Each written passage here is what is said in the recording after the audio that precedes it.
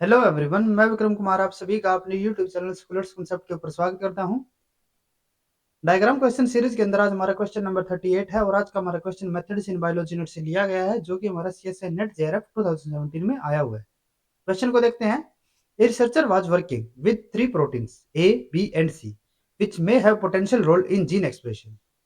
In order to validate the hypothesis, IMSA EMSC electrophoretic mobility shift assay was performed. The purified protein was allowed to bind with a labeled DNA and the result obtained after autoradiography as shown below. अब यहाँ पे क्या है कि कोई researcher है और वो तीन प्रोटीन्स ए, बी एंड सी इनके ऊपर काम कर रहा है और ऐसा एक हाइपोथेसिस है कि ये जो हमारे यहाँ पे तीन प्रोटीन है ए, बी एंड सी, इनका रोल हमारे किसी पर्टिकुलर जीन एक्सप्रेशन के अंदर है। ठीक है। अब क्या है कि इसको यहाँ पे वैलिडेट करने के लिए ये हाइपोथेसिस को कि इन तीनों प्रोटीन का हमारा यहाँ पे किसी जीन एक्सप्रेशन के अंदर हमारा कोई पर्टिकुलर रोल रहेगा या फिर नहीं रहेगा, तो उसी को वैलिडेट करने के लिए यहाँ पे क्या किया गया, यहाँ पे इम्सा टेक्निक की गई है। इम्सा टेक्निक अगर हम यहाँ पे यूजुअली बात करें तो इम्सा टेक्निक हम क्यों यूज करते हैं?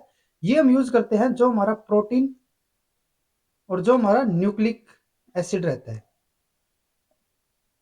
उन दोनों की यहाँ पे बाइंडिंग के लिए हम चेक करते हैं कि जो हमारा प्रोटीन है और जो हमारा न्यूक्लिक एसिड है, न्यूक्लिक एसिड यानी कि जो हमारे यहाँ पे डीएनए है, तो इन दोनों की हमारी यहाँ पे बाइंडिंग हो रही है या फिर नहीं हो रही है, या फिर अगर इन दोनों की हमारी बाइंडिंग हो भी रही है तो वो कितनी स्ट्रांग हो रही है।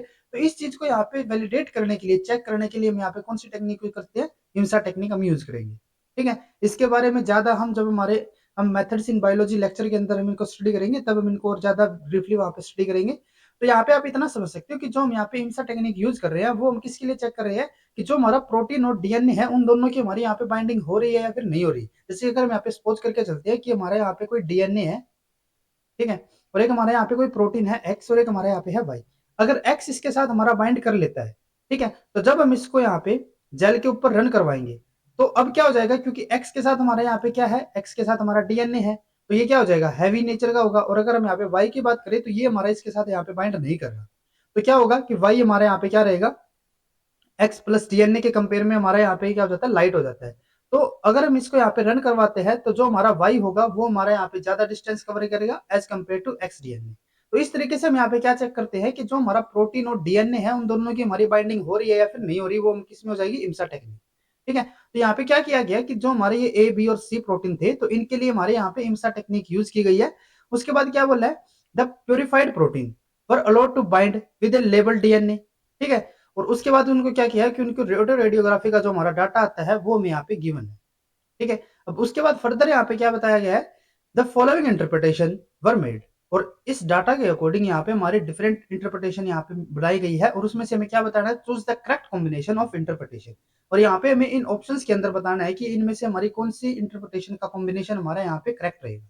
तो अगर हम यहाँ पे फर्स्ट इंटरप्रिटेशन को देखते हैं तो फर्स्ट इंटरप्रिटेशन यहाँ पे क्या है, protein A possess the DNA binding motif. अब इन्होंने यहाँ पे क्या बोला है कि जो हमारा प्रोटीन ए है, हमारे यहाँ पे तीन प्रोटीन थी ना, तो प्रोटीन ए हमारा इन्होंने क्या बोला है, जो हमारे यहाँ पे फर्स्ट इंटरप्रिटेशन है कि जो हमारा प्रोटीन ए है वो हमारा डीएनए के साथ बाइंडिंग मोटिव रखता है।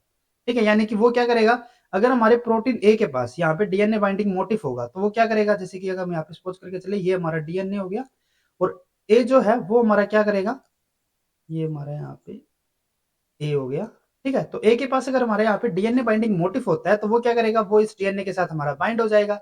और अगर ये बाइंड होगा, ठीक है, तो उससे क्या होगा, देखो इन्होंने यहाँ पे क्या बोला है कि हमने प्योरीफाई करने के बाद प्रोटीन को उसको हमने क्या किया, बाइंड करवाया लेबल्ड डीएनए।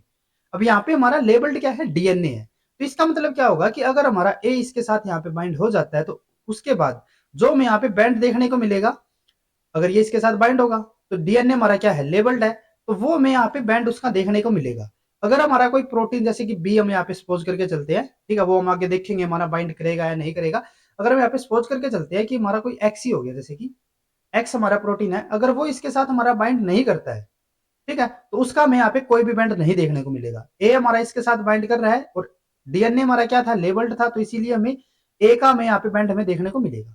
तो जैसे कि अगर हम यहाँ पे डाटा को देखते हैं तो ए के लिए इन्होंने बोला है कि ए के पास हमारा डीएनए बाइंडिंग मोटिव है तो इसका बैंड हमें यहाँ पे मिलना चाहिए। तो अगर हम यहाँ पे देखते हैं, हमें यहाँ पे अलग अलग कॉम्बिनेशन दी हुई है, तो फर्स्ट में आ रहा है आप पे जो कॉम्बिनेशन है ना, ठीक है, तो उसमें क्या है, तीनों के तीनों हमारे नेगेटिव है, यानी कि हमने ना यहाँ पे प्रोटीन ए रखा, ना बी रखा, ना सी रखा, तो हमें यहाँ पे कोई भी हमें डाटा यहाँ पे नहीं देखने को मिल रहा। उसके बाद हमने क्या किया, हमने यहाँ पे बी को रखा है सिर्फ, ठीक है, और यहाँ पे भी हमें कोई बैंड नहीं देखने को मिल रहा। तो इसका मतलब क्या होगा कि बी हमारा इसके साथ यहाँ पे बाइंड नहीं कर रहा होगा। ठीक है, बी हमारा इसके साथ बाइंड नहीं कर रहा होगा। उसके बाद अगर हम यहाँ पे सी के लिए बात करें, नेक्स्ट इन्होंने यहाँ पे क्या बोला है, सी हमारा प्रेजेंट है, बाकी हमारे सारे एब्सेंट है, तो भी हमें यहाँ पे कोई डाटा नहीं देखने को मिल रहा है। ठीक है, तो ये भी यानी कि हमारे यहाँ पे इसके साथ डीएनए के साथ बाइंड नहीं कर पाएगा। अगर हम यहाँ पे बात करें फोर्थ, हमारे यहाँ पे जो कॉम्बिनेशन दिया हुआ है जिसके अंदर हमारा क्या है कि जो हमारा ए है वो हमारा प्रेजेंट है, और उस केस में हमारे यहाँ पे हमें बैंड हमें देखने को मिल रहा है।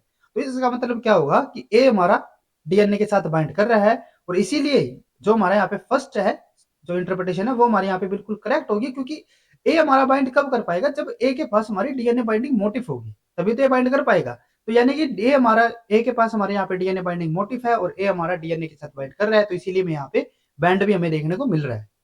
उसके बाद नेक्स्ट हमारे यहाँ पे इंटरप्रिटेशन क्या है, protein B possess the DNA binding motif, तो ये तो हमारी इनकरेक्ट है। ये हमने बताया ना कि अगर हम यहाँ पे बी को देखें तो बी तो हमारे यहाँ पे बाइंड कर ही नहीं रहा, तो यानी कि इसके पास हमारी डीएनए बाइंडिंग मोटिव नहीं होगी।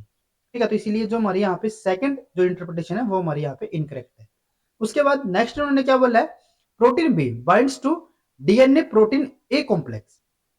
अब इन्होंने यहाँ पे क्या बोल दिया कि जो हमारा यहाँ पे बी है वो हमारा बाइंड तो कर लेगा, लेकिन वो बाइंड किसके साथ करेगा, वो हमारा बाइंड करेगा डीएनए प्रोटीन ए कॉम्प्लेक्स।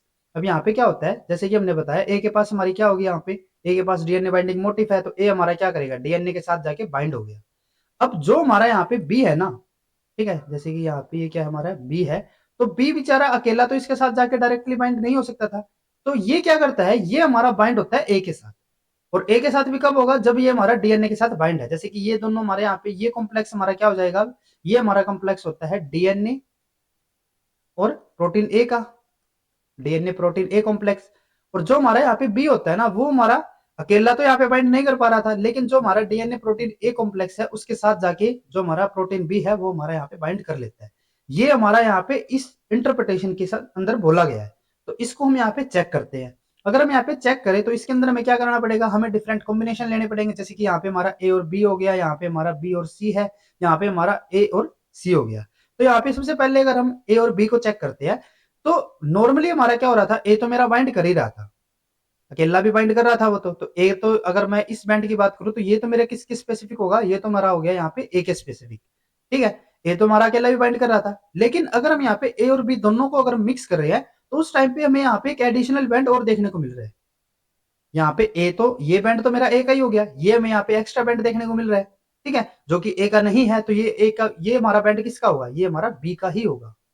ठीक है, नीचे वाला ए का हो गया तो ऊपर वाला बैंड किसका रहेगा, वो हमारा बी का ही होगा। अब बी बेचारा यहाँ पे अकेला तो बाइंड नहीं कर पा रहा था, तो बी कब बाइंड कर रहा है, जब इसके साथ हम ए रख रहे हैं।